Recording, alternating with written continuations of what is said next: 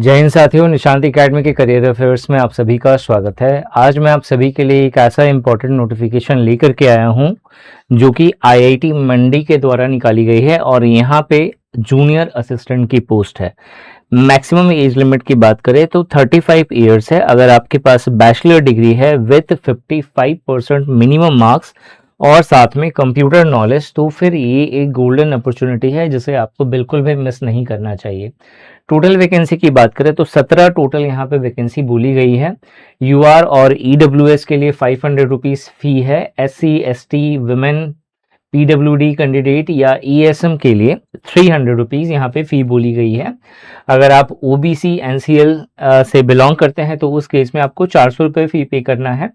Last date apply करने का 20 अप्रैल 2026 है। ये टाइम जो है एक्सटेंड कर दिया गया है।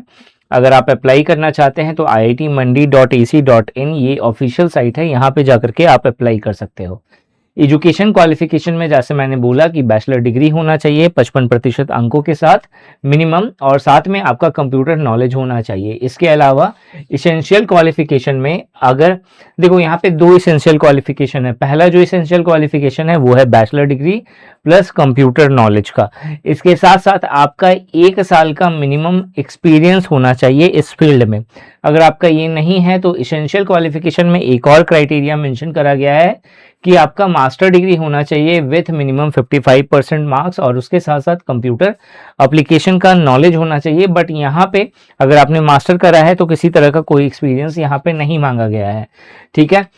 लैंग्वेज की जो रिक्वायरमेंट है वो है इंग्लिश लैंग्वेज, आपको इंग्लिश आना चाहिए। डिजायरेबल क्वालिफिकेशन की बात करें तो अगर आपने एस्टेब्लिशमेंट में किसी भी प्रकार का या लीगल जो है कोई भी डिपार्टमेंट है या अकाउंट्स है या ऑडिट है या परचेज है या हॉस्पिटैलिटी में अगर आपने वर्क करा है तो आपको as compare to other student preference आपको यहाँ पे मिल सकता है।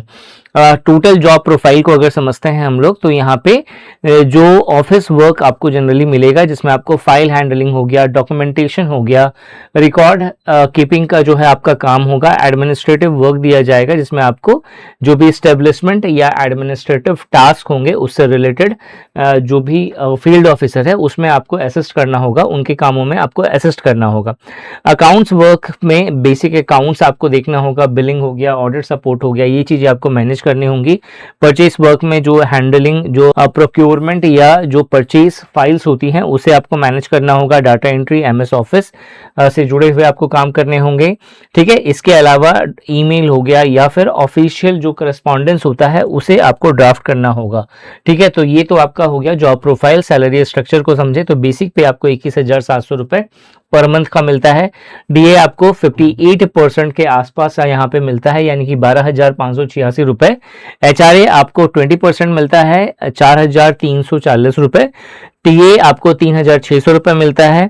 डीए ऑन टीए आपको 2,088 रुपए मिलता है। तो on an average gross salary देखें तो 44,314 रुपए आपको बनते हैं। कुछ आपका यहाँ पे डिडक्ट होता है एनपीएस पीएफ वगैरह सब, और डिडक्ट होने के बाद जो इनहैंड सैलरी मिलेगी वो आपको 35,000 से लेकर के 40,000 के बीच में मिलेगी।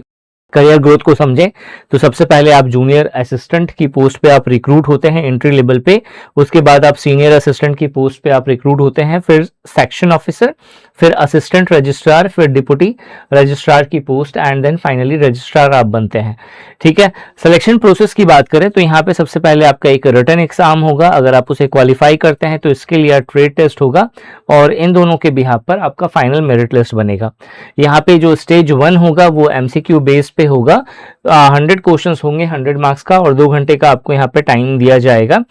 इसके बाद जब आप इसे क्वालिफाई करेंगे तो स्टेज 2 जो होगा वो डिस्क्रिप्टिव एंड प्रैक्टिकल बेसिस पे ये टेस्ट होगा। 1 घंटे का यहाँ पे पेपर होने वाला है और क्वालिफाइंग नेचर का होगा। जो आपका स्टेज 1 का जो रिटन एग्जाम है इसके अंदर English, computer, quantitative aptitude, general awareness and logical reasoning के क्वेश्चंस पूछे जाएंगे। ये पूरा सिलेबस है, आप इसका स्क्रीनशॉट ले सकते हो ताकि प्रिपरेशन करने में आपको हेल्प मिले। ठीक है। यहाँ पे जो सेक्शन 2 होगा, सेक्शन 2 के अंदर office procedures and service matters के क्वेश्चंस होंगे। आईआईटी सिस्टम नॉलेज होगा।